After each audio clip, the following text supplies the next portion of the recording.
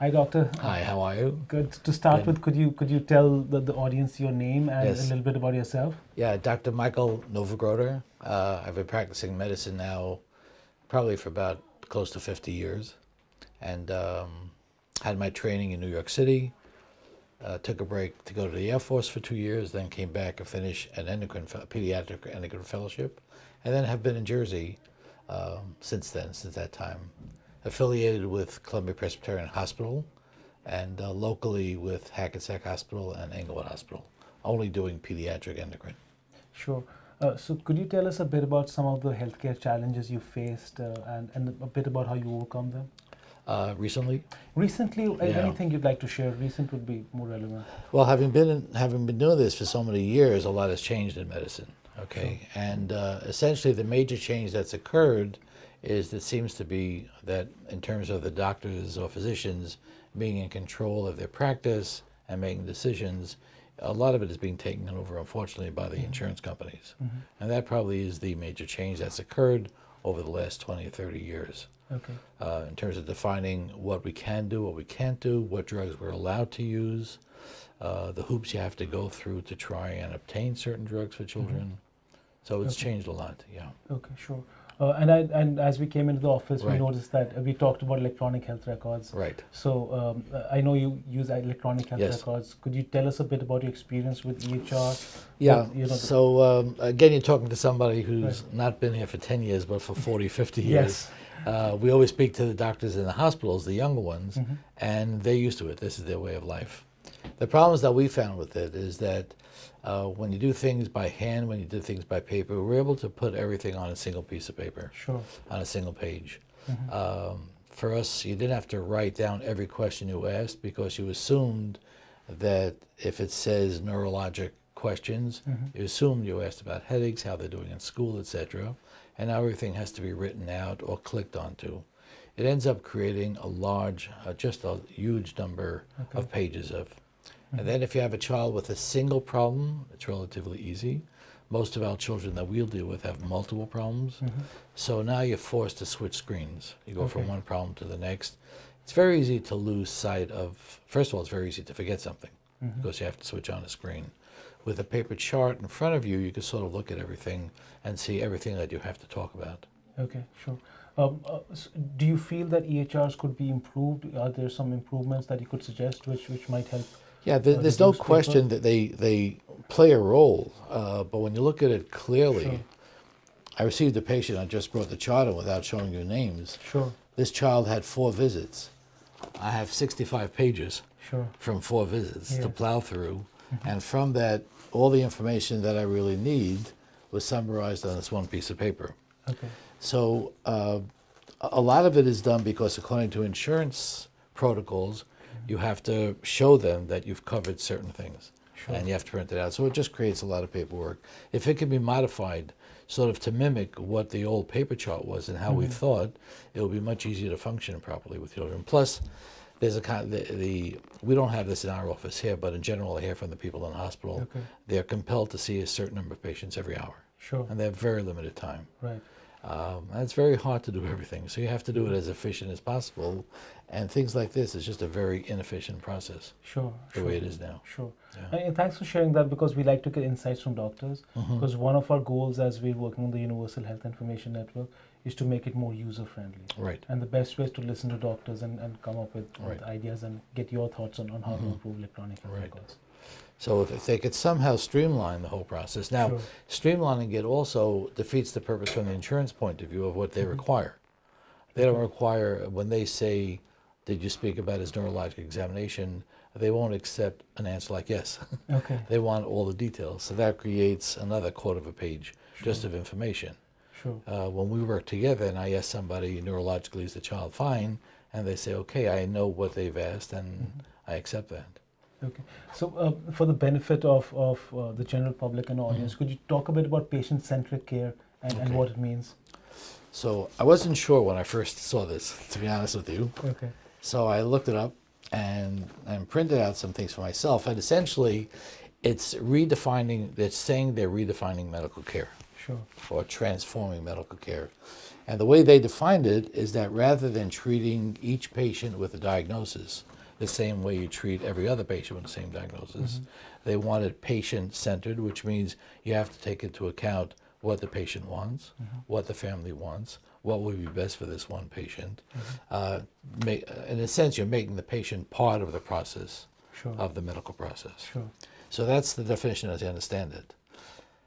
For those of us I could just speak for myself, we've been doing this for 50 years. This is nothing new in a sense. Right. Whenever we see a patient, if I have a patient, I have to take into account their cultural background. I have to take into account their family situation.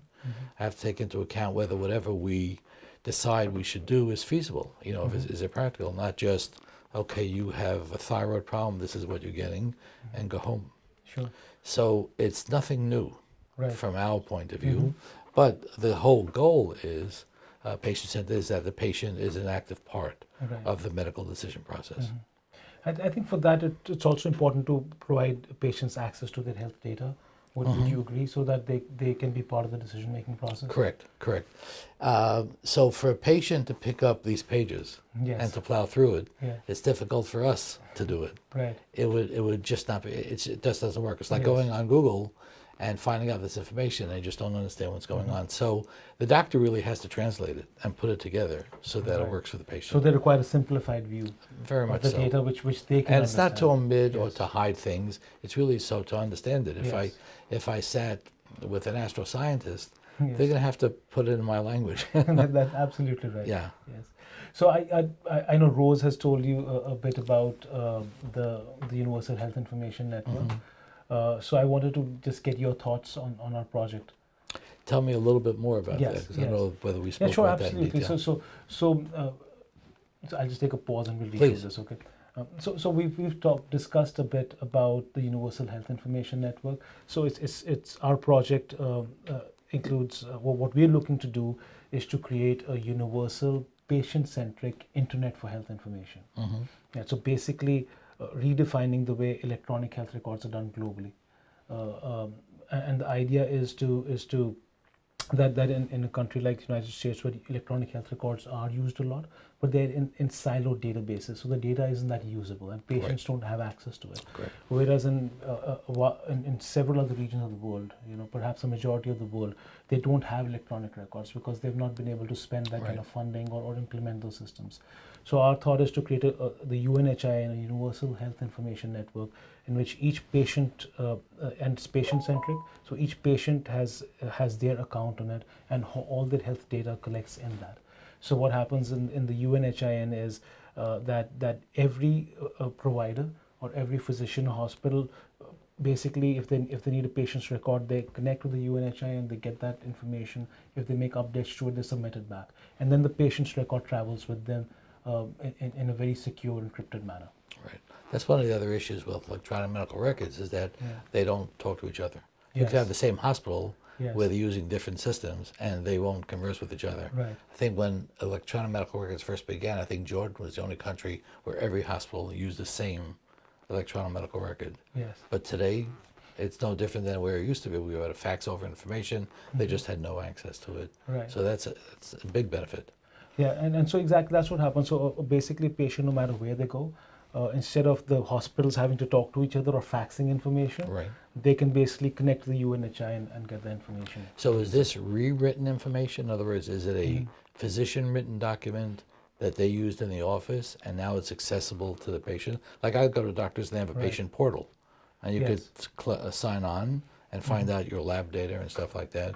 So is it what the doctors have written, or is it now being translated so that patients can understand it would be both. So the system would provide simpler summaries for the patient, and also a patient may put some of their own information. So their account would differentiate, okay, what has the patient put, what's a summary, what has the physician put. That's necessary because that's what makes the medical record usable by healthcare organizations. Okay. It's not a personal health record. So, for example, if I keep my personal health record, it's not directly usable by a hospital. They won't run the tests again because they can't trust my own information. Right. But if you pull the record down and hospital X has put that information, so then that those tests were done by a credible organization. So it's a combination of both patient and That's physician. right. Yeah, and the idea is to build consent into it, so that a patient has to consent. So if they come and see you, so you can tell them, well, could you share your UNHIN record with me, and they go and consent, and you can pull down the record. And the thought is that the doctor will be using this in the office, Yes. or So they'll the have thought, their own system. the thought is that, again, it's flexible. So if for someone like yourself, your electronic health record system would connect with the UNHIN, and it would pull it in and show it to you in the format in which you're used to seeing it. Okay. So it's not, we don't want you to flip between systems. Right. Whereas in let's say someone in a developing nation where they don't have an electronic health record, they could use the electronic health record system Sure. embedded within the UNHIN. Sure. No, it So a could be combination helpful. of both facilities.